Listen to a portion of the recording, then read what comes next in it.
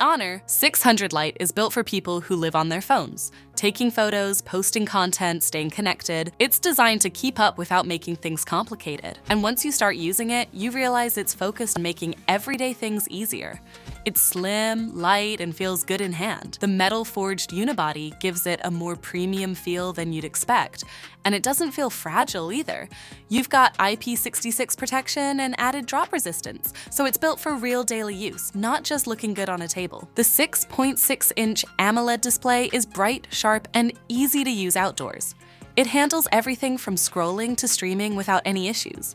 It's one of those screens you don't have to think about. It just works. This is where the phone really leans in. You've got a 108-megapixel main camera that delivers sharp, detailed shots, and it holds up well across different conditions. But the real story is how you use it. There's a dedicated AI camera button, and it changes the experience more than you'd expect. You tap it to open the camera instantly, glide to zoom, and switch between modes without digging through the screen. You can even long press it to trigger AI suggestions, so the phone helps you decide what to do next instead of slowing you down. It is solid for daily use. Apps run smoothly, multitasking is fine, and it keeps up with normal day-to-day demands.